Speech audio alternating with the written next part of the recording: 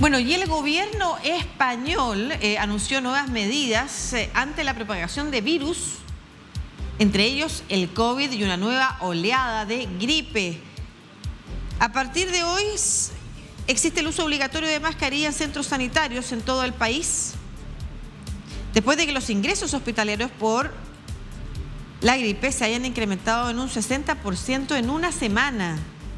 El objetivo del Ministerio de Sanidad español es igualar la protección frente a los virus respiratorios de todos los ciudadanos y amparar jurídicamente a las regiones que ya han implantado esta medida, ya que hasta ahora solo 6 regiones españolas, Cataluña, Comunidad Valencia, Aragón, Murcia y desde hoy Canarias y Asturias, lo habían hecho. El resto aboga por un uso recomendado y así lo hicieron saber el lunes a las autoridades sanitarias españolas. Sin embargo, la intención del Ministerio español es unificar la protección de los ciudadanos, sabiendo además que el contagio trasciende no conoce el virus las fronteras regionales en España. Vamos a hablar de esto con Antonio Quispe, epidemiólogo desde el Perú.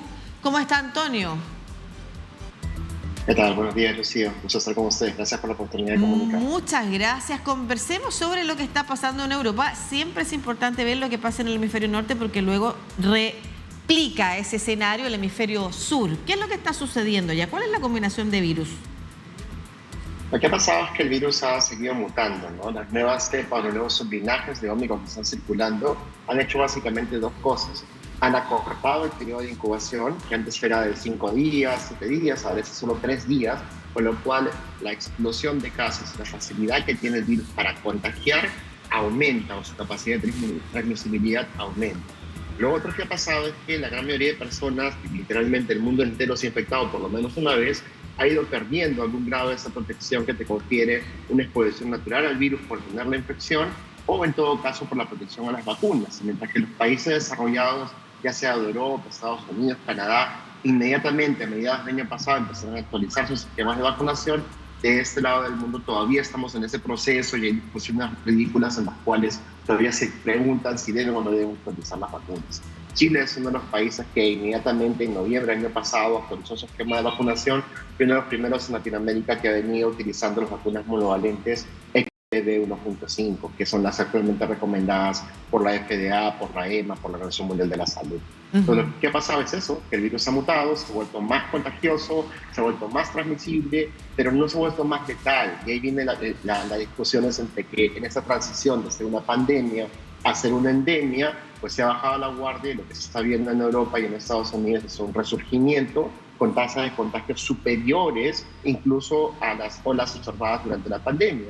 Estados Unidos acaba de reportar de que están en su segunda ola más alta desde el inicio de la pandemia, con un nivel de contagio extremadamente alto y un nivel de mortalidad que, a pesar de ser bajo por la enorme cantidad de casos, está rompiendo récords de olas recientes. Claro, es bien importante esa información. O sea, el virus es menos letal, pero se expande más rápidamente, por lo que la cantidad de personas que terminan acudiendo a recintos hospitalarios es alta y también la cantidad de personas que terminan falleciendo por el virus también lo es. Se están además produciendo saturaciones en los recintos hospitalarios por la asistencia de personas que están vinculadas, que se enferman un poco, pero que terminan ocupando, que se agravan un poco, pero que terminan ocupando también las instalaciones hospitalarias en conjunto con lo otro que le quiero preguntar, con las gripes tradicionales del invierno que están pegando también más fuerte. Al menos eso es lo que hemos visto en los últimos meses del invierno, tanto en nuestra región como es lo que estamos observando también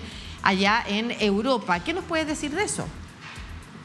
El problema es el diagnóstico, ¿no? Hoy en día tú entras en la temporada de infecciones respiratorias altas, que es básicamente la época de invierno de este lado del hemisferio, que es justamente la que coincide con las fiestas de Navidad y Año Nuevo. Y lo que tienes es los dos factores, ¿no? Un factor climático que te obliga a la gente a aglomerarse, a hacinarse en espacios cerrados, sin ventilación, que facilita la transmisión de estos virus, y otro es la presión sobre el sistema y la atención primaria, que no tiene normalmente la capacidad de diagnosticar, ¿no? Hoy día rara vez una persona sabe qué virus está infectándolo cuando tiene un resfriado fuerte que lo lleva a la cama por 2 o 3 días y está completamente dictado sin capacidad de trabajar. Pero no sabe si fue la gripe A, si fue la influenza, si fue la COVID u otro virus o bacteria que está circulando por estas fechas. Pasó en China y tuvimos una alerta de que nos preocupó muchísimo cuando se fueron a evaluar el tema, encontrando que efectivamente, ¿no?, era un brote de COVID que se asociaba a a disminuir las medidas que se habían tomado de restricción y habían tenido una circulación de otras bacterias y virus que habían aumentado los casos, y eso se está reportando literalmente en todos los países del mundo. Entonces, ¿cuál es el problema? Es la vulnerabilidad de los sistemas. Claro. Mientras que en países como Estados Unidos de Europa, ellos tienen la capacidad para responder a la enorme presión que ejercen estos brotes en sus regiones o en sus países. En otros países como los nuestros, en Perú, Bolivia, Ecuador y otros países de la región, los sistemas son muy vulnerables, de manera tal de que tienen una facilidad mayor o un riesgo mayor de colapsar. Claro, y efectivamente, por eso si es que en Europa se empiezan a tomar estas medidas, es importante prevenir, porque nuestros sistemas, efectivamente, sanitarios son mucho más frágiles. El apoyo que hay, los recursos que hay para los sistemas sanitarios son mucho más débiles, y las condiciones de las personas también, por las vulnerabilidades sociales que se relacionan con mala nutrición, y otras también hacen que nuestras poblaciones sean también más vulnerables a enfermar. Le quiero consultar sobre pirola, que es la mutación que hoy está circulando en nuestra parte del continente, ¿no es cierto? Y por qué es importante prestarle atención también, qué características tiene. BA.2.86, llamado pirola, es un descendiente de Omicron del linaje XBB. Entonces, ¿qué ha pasado? De que esto fue notado a mediados del año pasado, que empezó a convertirse en esta variante predominante, pero inmediatamente muta y sale un sublinaje descendiente de pirola que es JN.1. Este JN.1 ha sido diagnosticado como el virus más contagioso de todos los conocidos a la fecha y tiene esa facilidad de contagio con una menor letalidad, pero tiene un detalle: es más resistente a las vacunas. Entonces, esta discusión científica se dio a mediados del año pasado y motivó la actualización de las vacunas bivalentes y que cambiemos a las vacunas monovalentes XBB 1.5. Son precisamente las pertenecientes a este linaje y confieren una mayor protección. Entonces, ¿cuál es el problema actualmente? Es la velocidad de los sistemas, de los tomadores de decisiones en informarse, en procesar toda esta información y tomar acciones inmediatas. Y obviamente ya hemos empezado a ver las diferencias entre los diferentes países de Latinoamérica, donde mientras que unos han procedido a utilizar inmediatamente sus vacunas, otros están demorando y están sufriendo las consecuencias de ese retraso en esa toma de decisiones importante. ¿Cuál es finalmente, cuáles son las recomendaciones que usted le pide a nuestra audiencia en Latinoamérica que tome en este periodo? Ya nos dejamos de hablar de lo que está pasando en España, en este periodo acá. ¿Qué es lo que recomienda? Lo más importante es entender quién es la población vulnerable.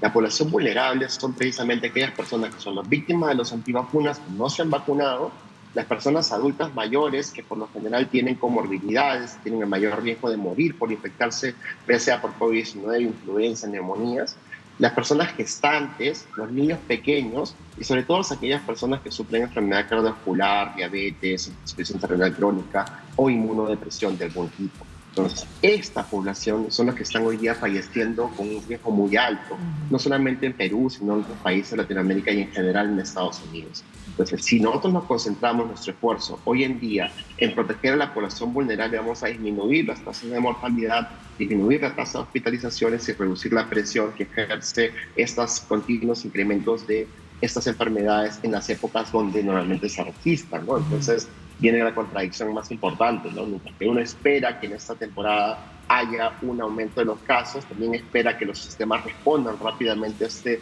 aumento de los casos. Lamentablemente hemos tenido ministros como el de Perú, como el de Bolivia, que han salido a negar el incremento de los casos, ocultar información, justificar su pobre acción en términos de actualizar las vacunas, y generan problemas que no deberíamos afrontar, incrementando la vulnerabilidad de los sistemas y el riesgo de los países. Claro, efectivamente, negar que existe un mayor contagio en la población termina siendo una comunicación de riesgo equivocada, porque disminuye las barreras que la propia población toma, ¿no es cierto?, los resguardos que la propia población toma. Entonces, finalmente, en la medida que usted se encuentra en un país que tiene un sistema de vacunas actualizado y que está además disponible para la población vulnerable, asista, vacúnese, póngase al día con eso, que va a prevenir no solamente los contagios de las olas actuales, sino que también de lo que se puede venir en el invierno, que puede ser más grave. Fortalece así con tiempo su capacidad de resistir. el virus y además, como siempre, no solamente la población vulnerable, sino que el resto que terminamos siendo miembros de la cadena que expande el contagio, tomar prevenciones como el lavado constante de manos y el uso de mascarilla en espacios cerrados, siempre es una buena recomendación, además de ventilar también aquellos espacios que permanecen más cerrados, ya sea porque existe el aire acondicionado o porque hay más frío, dependiendo de la zona geográfica en la que usted se encuentre. Muchas gracias, Antonio Quispe, epidemiólogo desde el Perú, por esta información. Que esté muy bien. Un fuerte abrazo y por favor, vacúnense. Un abrazo.